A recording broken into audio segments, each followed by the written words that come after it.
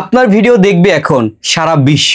আপনি যদি বাংলায় ভিডিও তৈরি করেন তাহলে এই বাংলা ভিডিওগুলো যে কান্ট্রিতে আপনার সাজেস্ট করবে ওই কান্ট্রি অর্থাৎ ওই ল্যাঙ্গুয়েজ অনুযায়ী তারা কিন্তু আপনার এই বাংলা ভিডিওটা দেখতে পারবে।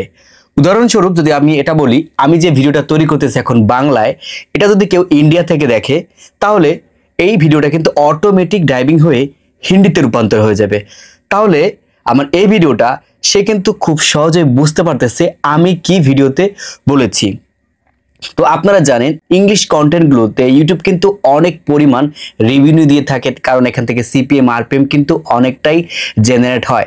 তো সব দিক দিয়ে আমি আপনাদের একটা বিষয় বলতেছি যে ইউটিউব আমাদের সকলের কথা চিন্তা করে তারা এই সিদ্ধান্ত নিয়েছে যে আমাদের প্রত্যেকটা ভিডিওতে তারা হচ্ছে কি করবে, অটো ড্রাইভিং এটা অন করে দিবে, অর্থাৎ এই মোডটা অন করে দিবে। তাহলে কি হবে, মিস্টার বিস্টের যে ভিডিওগুলো আপনারা দেখেন সেখানে দেখতে পাবেন সে কিন্তু ইংলিশ কন্টেন্টের ভিডিওগুলো তৈরি করে এবং তার ভিডিওগুলো আমরা কিন্তু এখান থেকে বাংলায় দেখতে পারি। যে কান্ট্রিতে বসে যারা যারা ভিডিওগুলো দেখে ওই কান্ট্রির অটোমেটিক ল্যাঙ্গুয়েজ কিন্তু ট্রান্সফার হয়ে যায়, অর্থাৎ ল্যাঙ্গুয়েজে পরিবর্তন হয়ে যায়। এক কথা বলতে গেলে ভাষার পরিবর্তন হয়ে যায়। কিছুদিন আগে কান্ট্রি সিলেক্ট করে হচ্ছে কি আপনার এটা দেখা লাগতো, তো এখন আর ওই কান্ট্রি সিলেক্ট করা লাগে না।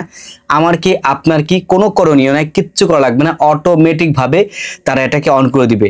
পাশে যে স্ক্রিনটা আপনারা দেখতে পাচ্ছেন, এই স্ক্রিনে ইউটিউব কিন্তু স্পষ্টভাবে বলে দিয়েছে যে auto driving will soon B enable on your channel. খুব দ্রুত ওই 1-2 সপ্তাহ বা ধরতে পারেন 1 মাস বা 2 মাস দেখতে পারবেন এর মধ্যে ইউটিউব প্রত্যেকটা কন্টেন্ট ক্রিয়েটরদের ভিডিওতে আপনার অটোমেটিক এই ডাইভিংটা চালু করে দিবে। ফলে কি হবে, আমরা বাংলা ভিডিও তৈরি করলেও আমরা ইনকামটা কিন্তু বেশি পাবো। তো এই জন্য বলেছি এই কাজ যেহেতু ইউটিউব করবে তো অটোমেটিক গ্লোবালি ভাবে আমাদের ভিডিওগুলো পৌঁছে যাবে, ইনকামও কিন্তু আমরা ভালো মোটামুটি করতে পারবো। তো খুব ভালো একটা সিদ্ধান্ত নিয়েছে ফেসবুকের, আসলে উচিত এই ধরনের একটা সিদ্ধান্ত নেওয়া, তাহলে যদি আমাদের রেভিনিউ কিছুটা বাড়ে। তবে হ্যাঁ, আপনি যদি টার্গেটেড অডিয়েন্সকে ফলো করে কন্টেন্টগুলো তৈরি করেন সেই ক্ষেত্রে দেখতে পারবেন আপনার ইনকামটা কিন্তু বেড়েই থাকবে সবসময়, অর্থাৎ বাড়তেই থাকবে। কারণ ইংলিশ কন্টেন্টগুলোতে আপনার প্রচুর পরিমাণ কিন্তু রেভিনিউ জেনারেট করা যায়, বাংলা ভিডিওতে ওরকম দেয় না। ধরেন বাংলা একটা ভিডিওতে আমাকে বলি, আমি আমার কথা বলি, ধরেন 10,000 ভিউজে আমাকে $5, কোনো সময় তার থেকেও কম দেয়।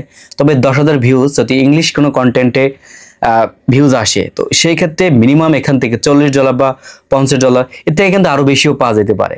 হ্যাঁ, $100 কিন্তু পাওয়া যেতে পারে। সেটা হচ্ছে কি আপনার ভিউজ ডিউরেশনের উপর নির্ভর করে।